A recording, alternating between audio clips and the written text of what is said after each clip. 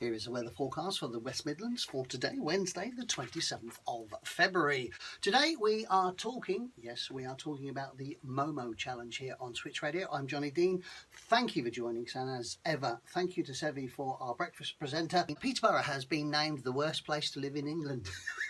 Sorry, Peterborough. That's where they do all the passports and everything else. That's probably why they don't like it. Today, a very serious subject. We're talking about the Momo Challenge. Lots of people are really sort of getting into it now, in the sense of it is really, really becoming something that could quite possibly cause a lot of problems. Okay, I'm just having a quick look, and we'll be discussing that right after this. Right, Alfie, how are we doing? I'm great, thank you. All right, good. Now, just setting up the social media side of it, so you've just done that just to let everybody else know. Now, something we're going to talk about is the Momo Challenge. Basically, it's a suicide game, and we're not happy about it, are we, mate? No. We certainly aren't, and we want to make as many people as those that don't know about it, make them aware of it. For those that do, then hopefully we'll be able to give you just a little bit more insight on what actually goes on and how, and a little bit of the history of it, if we can find as much as we can. All right, you're listening to 107.5 Switch Radio. I'm Johnny Dean. It's Daytime Live with Alfie on the show, and he's a Year 10 student, and basically he's running the whole vlogging side of today's show.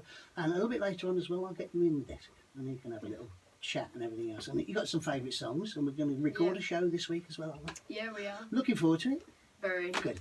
Right, okay, right. If you would like to contact me regarding the Momo Challenge, then it's johnnydean@switchradio.co.uk, or you can catch me on my Facebook page, which is all one word, Johnny Dean Show. That's JOHNNYDEAN Show, and you can talk to me about it off air.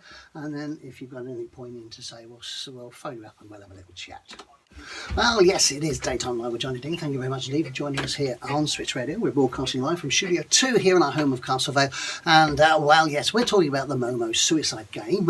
What is it, and how can you protect your children? Now, I've been having a word with Alfie yesterday in the office and today, and you've not really come across it, have you? No, I haven't, no. So it's very strange, because basically you can't help me, which I was hoping you would do, but it's not important, because at the end of the day, it's an online challenge called Momo, which encourages youngsters to harm themselves and has been reported in the UK. Now, the suicide game is spread about young people on WhatsApp and features an image of a terrifying woman with dark hair, pale skin and wildly oversized round eyes and a scary unnatural smile.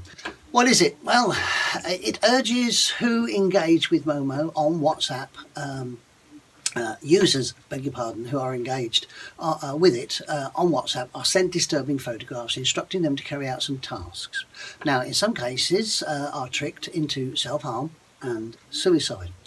Often a youngster is doxed, that's D-O-X-E-D, meaning their private information is hacked and then used for blackmail purposes. The game has also been reported on Facebook and YouTube. Now, the spread of the game is similar to the phenomenon of Blue Whale, which was linked to at least 130 teenage deaths in Russia in 2017. Did you know about the Blue Whale? Yeah, I've heard about that one. Came across. Yes. Explain just a little bit for me. Well, what I heard of it, I didn't participate in it, of course.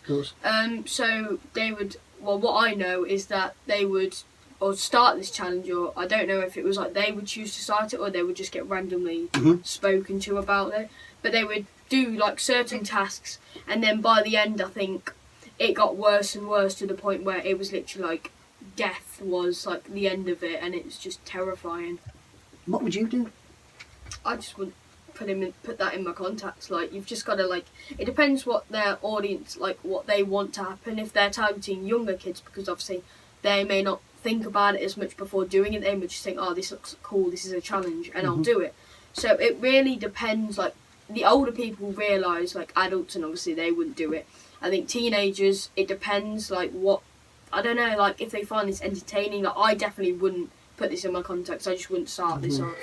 Here are Wednesday's national newspaper front pages here at Switch Radio. We start off with The Sun. The Sun says, a man who beat his wife in a knife attack and is claiming family rights cannot be deported.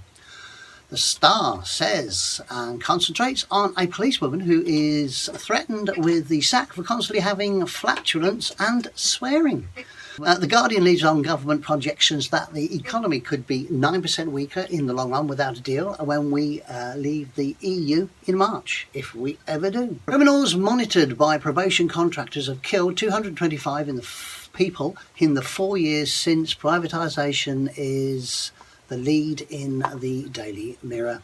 The Times says senior cabinet ministers have been accused by colleagues of sabotaging talks with the EU after forcing the Prime Minister to give MPs a vote on delaying breakfast. The Daily Mail splashes on the Prime Minister writing for the paper and demands MPs do their duty and vote for her deal to end the paralysis. Finally, the Daily Telegraph, Britain's exit from the EU could be delayed by up to 2 years. Now you're having a laugh. Metro, I'm going to squeeze this one in, says the Prime Minister had a meerkat moment when she told the Commons the Brexit was symbols. Are we just going to have a sort of wind up, really, of this Momo challenge? Yeah.